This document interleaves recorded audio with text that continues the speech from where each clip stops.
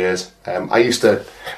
I knew what a good player he was when he was at St Helens, but I used to bear a couple of grudges against him. And there was the that kind of soured it. Do you know what it was for me? It was them shit grey shorts he used to wear. His great compression shorts. I know. It do my head. I was like, you obviously put them through with something in the wash, and they're either lucky or whatever. But I'm like, fucking get rid. I hated them shorts, and it did my head in. And it always tarnished his performances. And then he lost umpteen grand finals, and I started to wonder whether or not he might just be inherently unlucky, like most gingers. But since then, his performances for England. And his performances in the NRL intermittently, obviously the peaked and troughed, obviously biting people isn't on, but then run it again, lads, and all that stuff. I quite like that. That bad loser aspect of throwing your medals away, combined with that desire to win so much, it's what wins out, making you think is a bit of a disrespectful prick, or what a guy you want a guy like that on your team. Yeah. And I think there's a maturity to him. Because now he's, playing in the NRL. And leading in the NRL and doing so much good stuff for England, I think he's swung to that. What a great guy! You want him in team position. Precisely, absolutely. Okay. This is the first of the ones that we threw out to the listeners to give us answers as well. So, Dar Garner, Alfie Garner sent it in, and Darren said, if you could see any two teams play other than Wigan for me or the Bulls for you, which teams would it be, and where in the world, and at which stadium? And he offered his choice would be at Croke Park in Ireland with an 82 capacity full stadium to watch New South Wales versus Queensland. That'd be pretty good. Langers said New South Wales versus Queensland, but he said at MetLife Stadium in New Jersey. How are the New York Giants? And the Jets. And the Jets play there too, do they? Chris McEwen said Melbourne versus Brisbane at Stadium Australia in the NRL Grand Final, although going to any NRL Grand Final would do. And Peter Osborne, at Peter Osborne Cass, said the Hull Derby at the KC. So obviously wants to sample that atmosphere. There you go. I came up with a couple of locations and a couple of teams that I want to see, largely based on what I saw in the World Cup, really, and the popularity of some of those teams. So I'd love to go to Port Moresby and watch Papua New Guinea based on what you saw on the field and the enthusiasm of the Papuan fans. Be playing anyone, doesn't matter. Playing anyone, doesn't matter. Absolutely, could be playing Wales. Could be playing Wales and more in USA. Doesn't matter. But I would also have, based on the atmosphere that we saw, not just the semi-final, but the games that preceded it as well. Anything where Tonga play and to be in that environment. So if I can go back and respectively do it, the semi-final would be great. But Papua New Guinea versus Tonga would be a meaty affair. Probably Tonga would come out on top fairly handsomely in the end. But not a bad shout. Papua New Guinea. Well, not once some of their players have got more Super League and NRL experience. Which they all seem to be starting to get now as well. But those two. With Wellington Albert, the latest to join Widnes. That's a good signing for them, I think. 1 million feet tall. As long as he can sort out his handling consistency, he can be a really big signing. There you go. Well, he is a really big signing. Well, physically. Fucking massive, Mark, What about you? Answering the actual question, it would be along those lines. It'd be Tonga versus New Zealand, but I'd love to see it in Tonga and see how that went down. Yeah, true. But answering it how Darren's answered it, if I can put in a dream scenario of picking how big a crowd I want, then I want to see Toronto or Catalan or Toulouse, a match-up between any of those three. At Wembley in the Challenge Cup final with 95,000 people there. Well, if you're really going to dream and throw it out there and say how many people you want there too, I want expansion. Well, then he's just mentioning that the capacity of Croke Park is 80,000. No, he said full stadium. He said he wants which is fine. We're dreaming here, and I'm on board with that level of dreaming. And if we're dreaming like that, I want to see expansion teams in a cup final and it be a sellout, and that will tell me rugby league is where it should be. Huge. There you are. Yes. Look at that. Boston Love it. Boston great 13s question. at Foxborough. It was a terrific great question. Very good. Who asked that, me or you? Darren. Yeah, but who read it out? I read it out. Who read it out? You or I? Okay, Scoops28 Max says, if you had to give one of your first team players to another team, who would you choose and which team would you send them to? Fuck hell. Well, we need all our players. There's nobody I want to get rid of particularly. That's a great question. That's what we should have sent out as well. I don't want to get rid of any of our... We need all ours, and there's nobody... Frank Paul Nuwasala to anyone who'll take him. Yeah. Because we could do with that cap space, because I don't think he's going to contribute enough now. He's worth what he's taking up, the lower end of things. So I'd give Frank Paul to St Helens with the cap hit that he's got. I think maybe where where I'm up for. There you go. Yeah. Okay, next question. Chris McKeown. If you were Dr. Bob Phillips for a day, would you use his superpowers for good or evil? I'm not sure how you can use the power to cure cancer for evil, unless you were to withhold that power from people. But he's got, within his wider skill set, Dr. Bob has, like, one of his other things is an unquenchable thirst for knowledge and the truth. Excellent. And that sort of thing. So, you know, he could use that for bad. Yeah, true. Was that not the superpower of Ross's cartoon character in Friends? Because yeah. What's he called, like Geology Boy or Rock Boy or something, yeah. Someone will pick us up on what he was actually. Science Boy. Science Boy. He's also got a skill for. He's also for knowledge. He's also got skills for walking dogs in woods. So you could use that for evil by burying people along the way. Fucking hell. Yeah. He's quite a thespian in his day, wasn't he, Robert, as well? Was he so? I'm not surprised. He's got a good operatic voice. Yeah. He's very well spoken, isn't he? I seem to recall seeing pictures of him. But obviously, you wouldn't want to take the high name of four times winner of the Dr. Bob Phillips Award for Listener of the Year, Dr. Bob Phillips. You wouldn't want to use that name. So good badly. It more than Of course I would use it for good. Yeah, absolutely. I would too.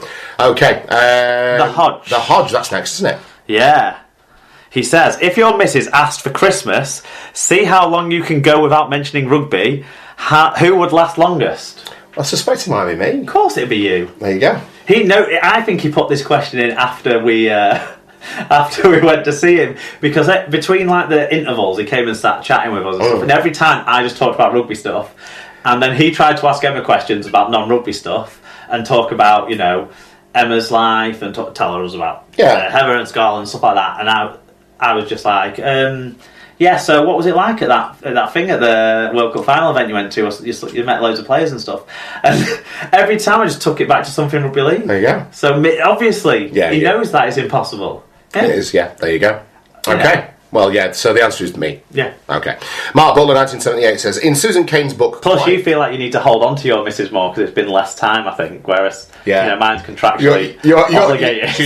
She's your legal property now, isn't she? So, you know... As I am her, it's an equal... You can do we're very equal. There you go. Mark Butler says, in Susan Cain's book, Quiet, she quotes a neurological study where extroverts assert an incorrect answer to a question and it changes the mind of people who know better.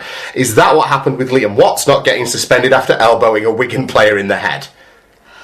Possibly. I think we ought to start letting this go a little bit. Possibly. It does explain a lot of other phenomena of the last, say, 18 months or so in the world. If you just assert something loudly and long and for enough time, everyone will start to believe everyone won't listen to the actual truth about things. Yeah. You know, it's all alt news, fake news. There you go. What have you. That's a really interesting question. I might check in on this Susan Cain's book Quiet. It sounds interesting. Yeah, it does. I'm going to circle it.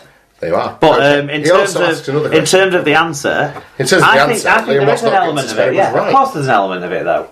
Of course there is an element of the mob sort of mentality and trying to appease that in what you do. Yeah. People seem to think the RFL deliberately go out of the way to piss people off. I think the RFL and within their structures, semi-independent bodies like the disciplinary panel and stuff, I think they're out there trying to do the right thing. Yeah. And sometimes the right thing is gauged off public response to an extent. But they're still always trying to do the right thing. I think these people are generally honourable people who care about what they're doing and want to do the fair and right thing. Yeah, there's no sinister evildoer at the back of like board meetings at the RFL twiddling his moustache. But sometimes the fair and right thing, well, there won't be anyone there now, will there? It'll just be the Super League chairman saying, how do we get more money off these championship clubs? But yeah... Which is not necessarily the wrong way to go. But then again... Oh, God, what else was Mark's I remember the championship. Well, let's ask another question. It says, Mark, would you love to hear a new guitar-based Radiohead album where they roll back the years, or is this a waste of time when it can't possibly be better than the Bends? I know these words, but I don't know really the order that they're in. And then he says, Tom, when are you going to join a band again? Surely it's time. Nah, that's done. You're done with that? I'm done with bands. It buggers your voice up too much. It does, yeah. Yeah, that's the rock and roll singing. I'll do the odd turn at karaoke and Well, whenever you can show off to people. That'll do for me. Yeah, parties and stuff. Oh, Tom, you're a really good singer. Why aren't you in a band? It's for stuff like this you do that still, to like cling on those like questions. Oh, Tom, you're amazing. Oh, you're a really good singer. Why don't you do this professionally? Listen, I don't put those words in people's mouths, do I? No, you apply them with alcohol and then sing something in front of them whilst they're drunk enough to think it sounds I'm like the Hyacinth, it's like Hyacinth bucket. No, I don't. Radiohead keep delivering stuff that I love however they deliver it. It doesn't I don't need them to go back. Do they not play the guitars anymore? They sort of, yeah, of course they do. They play instruments and stuff. It's just, there's a lot more other different types of instruments that come into it. That synthesize sounds or make different sorts of sounds and stuff. Yeah. But no, I mean, the last time they sort of tried to return to a little bit more of that basis, still not totally, but more so, was Hail to the Thief, and I thought that was a really good album, not as good as the Benz Were OK Computer or Kid A or Amnesiac, but it was a really good album. Right. But the last album was fantastic, moody, atmospheric. Why would I want them to not keep going on their voyage and doing what they want to do? Because they do it right every time. There you go. They do it right every time. Yeah. There you go. If Radiohead was a scent in Anchorman, that's what their catchphrase would be. Langer's 38. Yes. He says last night he was off to see the Christmas, the All FC Christmas Xmas Factor show. Wow. So he says, so what's your favourite Christmas song and what's the worst? Right, well, my favourite is Don't Let the Bells End by The Darkness. That was on my list. Yeah. Yeah, I like that one. I like because it sounds like Queen a little bit, which I really like.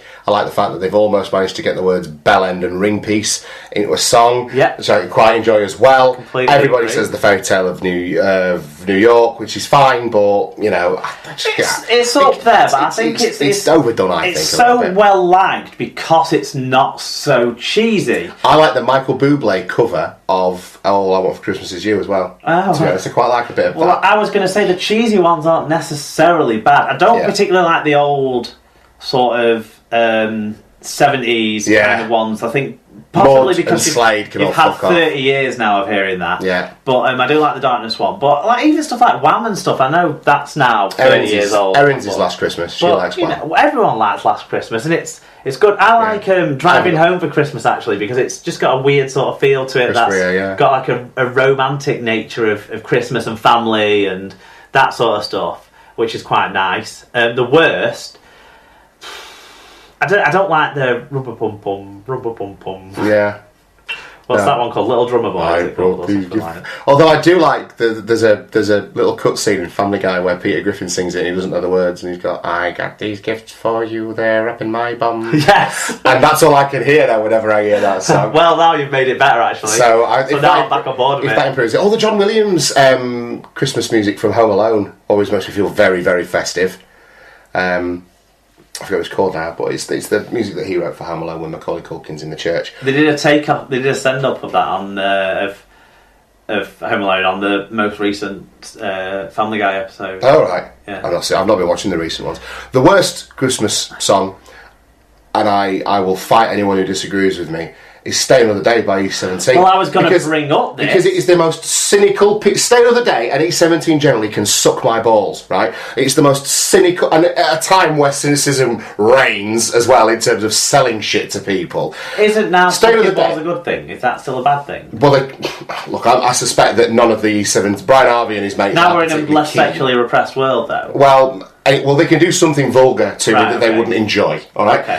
Because it's just... the only thing that's Christmassy about it is that someone post-production put some fucking tubular bells into it because the content has fuck all to do with Christmas. This is what I was going to say. It's only seen as a Christmas song because it was released around Christmas, and it was Christmas number one. Yeah. There's a few other songs like that aren't Christmas songs but were Christmas number one, so get on Christmas albums. Yeah. And this literally was something I was talking to her about the other day because she put a CD on in the car of Christmas songs, and the first song that played was Stay Another Day, and I was like, right, there's all this like faux sort of outrage on the internet about is Die Hard a Christmas movie or not, Yeah. Die Hard is way more a fucking Christmas movie than Stay Another Day will ever be a fucking Christmas song. Yeah. Because it's not about Christmas. Whereas at least Die Hard is set at Christmas, at a Christmas party, and at Nakatomi Plaza. There's Christmas things in it. And people kick ass, absolutely. And there's no fucking Christmas tree in Stay Another Day. Using that logic, I've also come up with my new favourite ever Christmas song, "Killing in the Name" by Rage Against the Machine.